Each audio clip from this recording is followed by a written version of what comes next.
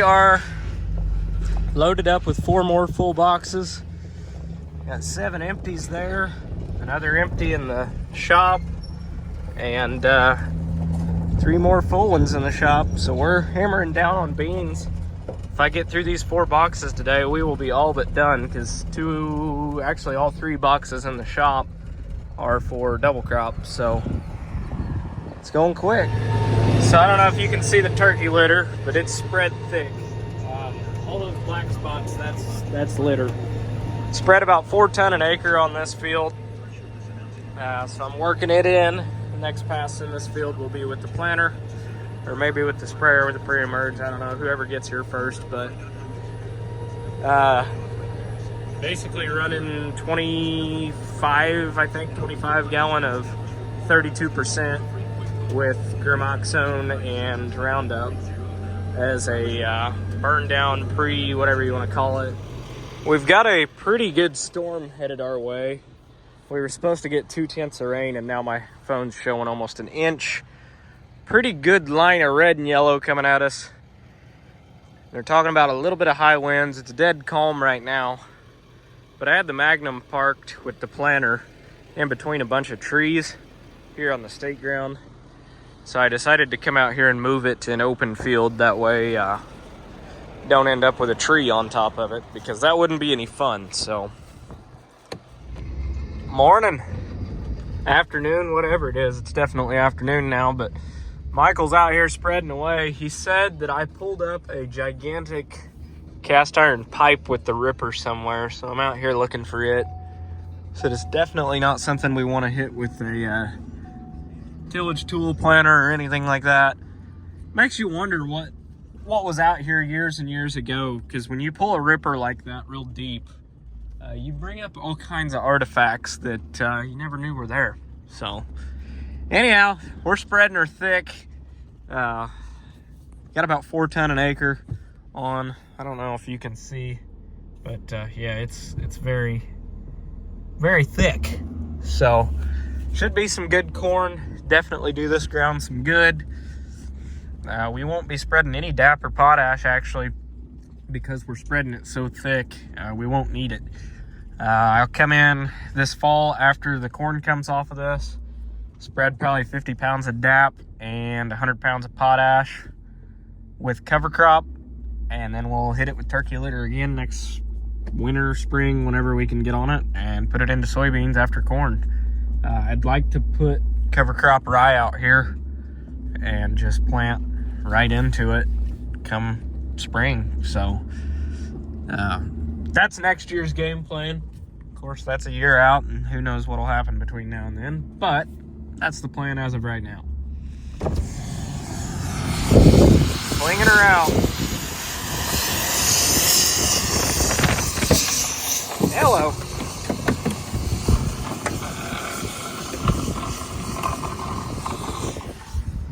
But as you can see, it is, we're spreading it on very, very, very, very, very thick. So it's, it ought to be some good corn. And on this lighter ground, especially with stuff that's been worked and worked and worked and washed away, where there's not much topsoil left in places, this turkey litter really benefits it, and then getting a cover crop on it, that'll really benefit it too. If all goes to plan, you know, the DAP and potash and turkey litter will get spread right on top of the corn stalks, and then we'll run a VT over those corn stalks real lightly just to incorporate all that. You know, get this litter, get that fertilizer 2-3 inches down, and then also chop and size that residue in the corn stalks. That way, any nutrients that are tied up in those stalks get to break down, and then they're available to that soybean crop the next year. Nothing's tied up. I think my biggest issue with no-till, and no-till has its place, but my issue with that is if you're putting all your P and K right up on top of the ground and not incorporating it or moving it down a few inches in the soil. I think a lot of that is not available to the plant because phosphorus and potassium do not really move in the soil, especially down. So by doing a tillage pass every now and then, that fertilizer you are putting out there, the plant can actually get a hold of it. Because if you're just putting it on top of the ground where the plant can't use it, what's the point in putting it on at all? So that's my thing with it. Technically, the soybeans would still be no-tilled into a cover crop, but it's kind of the best of both worlds. So that's kind of the approach I'm going to take going forward with soybeans especially. Corn, I'm still kind of a pansy, and I like conventional till.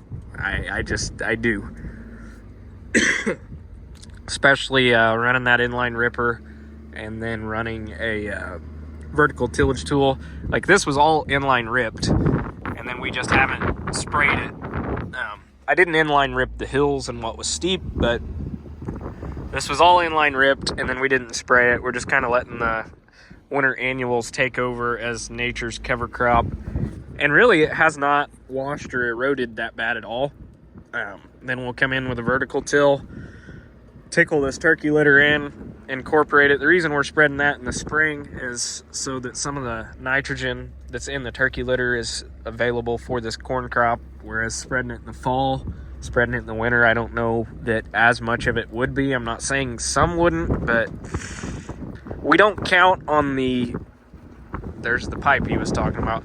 We don't count on the turkey litter being necessarily a huge nitrogen source for the corn. It's more of a bonus, but it still is good for something, so we want to utilize everything we can out of it. It's way too windy to spray today. It cooled off a lot, and it's going to cool off more tomorrow. I've only got 100 acres of beans left to plant, and we got a little bit of rain, and I'm just going to give them one more day to dry out before I run the planter any. And so today we're going to go work some ground. So it's going good, working good, making a little dust, not a whole lot, but that's fine. I'd say this is all going to get rained on again before we get it planted anyhow, which I'm fine with. We'll get this turkey litter worked in. That way it's not washing anywhere. But what I really, really, really like to plant into is crusted over ground that's been worked.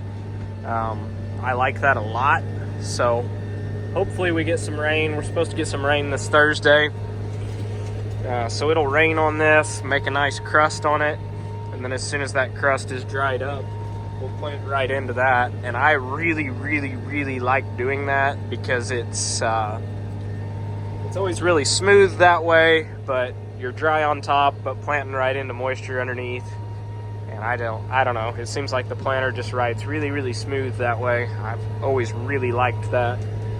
And it holds the moisture underneath fairly well that way too.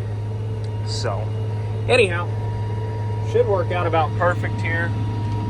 Making it look nice. Turning a green field back to brown, and life's good. Just about got this 100 acres worked. We're racing the neighbor over there. My window's too dirty, you guys can't see them. There you go. John Deere 9R over there with a cross accelerator. So I've got the old school version, poor man's version of it over here, but ground works up just the same. Turned over dirt's turned over dirt, so we're still hammering down on it. I think I'm actually driving a little bit faster than they are because we turned at the exact same time at the end of the field. So, you know, drag race is on. We got dinner and a rider. Give me 5? Yeah. Let's go.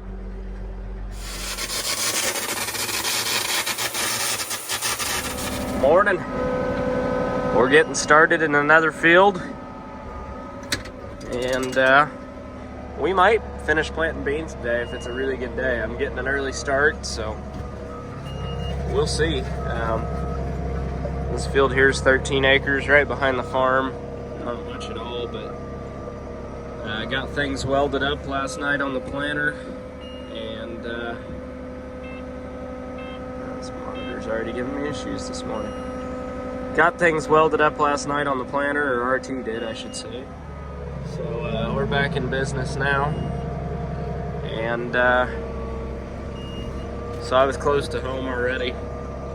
So I figured I may as well just get this planted while we're here. Everything I have left that's soybeans is on the state ground, so be a lot of jumping around today, but get that done and we'll be done completely with soybeans by I don't even know what today is, March or May. It'll be before May. It's April 20 something today. I don't even know. Actually, no, I take that back. It is April 18th. So if I have all the beans planted by April 18th, I'll be pretty happy with that. Minor issue. Picked up some remnants of a tree I took out.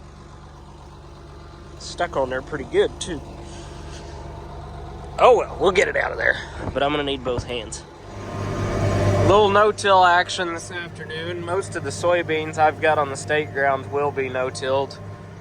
Some of it, well, the majority of it had a vertical till, ran over it last fall. Spread turkey litter and some cover crop. The cover crop got spread way too late and hardly any of it came up. But the winter annuals did great, so nature's cover crop prevailed and I'm planting right into it, so looking good. Well, it is time to fill up, and I finally got smart and realized that if I unfold the markers, there's way more room to get that spout moved around. So I've been unfolding the markers when I fill it, and it's making life a lot easier. All filled up and ready to go. So I'm gonna hop across the road here and get it planted.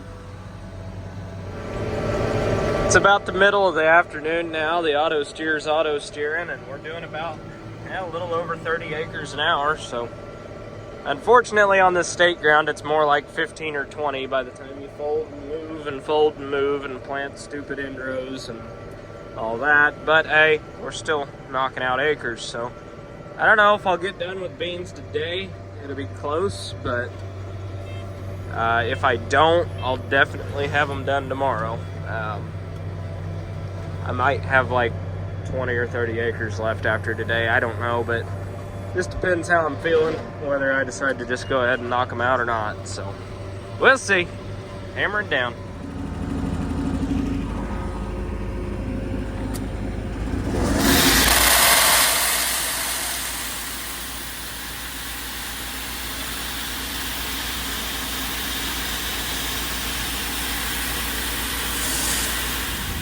Well, I have gotten an audacious headache from hell, so I'm calling it a day. I've got about 40 more acres to plant tomorrow. I'll easily be able to do that. Got about 140 done today, which in these patches is pretty good. I mean, the average field size out here, I'd say, is probably 8-9 acres, maybe, if I'm lucky. Some of them are 4 acres, some of them are 15, but none of them are over 20. So that's fun. It's fun farming this ground, and by fun I mean it's a pain in the ass, but when you're young and you're getting started, you take whatever scraps you can get. So I farm. Michael got some of it too, but I really would like to replace it with other ground and quit farming out here, because it's a pain. Anyhow, enough bitching. I went ahead and filled the planter up, so the seed tender back there is completely empty. That should be the last fill up of beans. I may have to get a couple bags tomorrow just to top off a couple boxes right at the end, but I've got another pro box of beans at the farm, but I don't want to bust into it, because once you open them you can't return them. So anyhow, that's what I got going on. Fairly productive day, all things considered. I could push tonight and finish that 40 acres, but it's supposed to rain all next week and get cold again. So what my plan is tomorrow is Michael is going to be spraying all the beans that I do have planted, which he's got quite a few of them sprayed already. I've sprayed several myself. So I think think the sprayer's like 140, 160 acres behind what I've got planted. So hopefully he gets caught up. We get all the beans sprayed tomorrow. I'm gonna finish planting beans tomorrow, so 100% of our full season soybeans will be planted and sprayed. And then I'm gonna jump in the Steiger after I'm done planting that 40 acres or so. And he's got 120-ish, give or take, acres of turkey litter that he spread today. So I'll get that worked in, get that incorporated, and from there we'll let it rain. I'm looking at temps, and the highs are in the mid 60s, the lows are in the mid 30s, and soybeans, I'm fine with that, but corn, I just don't want to plant corn right in front of that type of weather. It's off to a bad start from the get-go. Seed chill is a really bad thing, and I'm not really ambitious about putting corn in the ground right in front of that. So like I said, the beans, I think they'll be fine. I just really don't want to put any corn in the ground like that. So it's May 5th today. So the last clip of that video was April 18th. I did end up finishing soybeans the next day, so I was completely done with soybeans by April 19th, which was really, really good. I did end up waiting on corn. It's almost all in the ground now as of May 5th. But videos are kind of behind. I've just been super busy, been hammered down this spring. Been a pretty good spring, but I never really have an outro to these videos, so I thought I'd do that.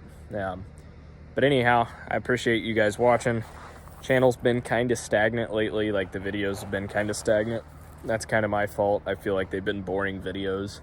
I just talk, and it's clips off my phone.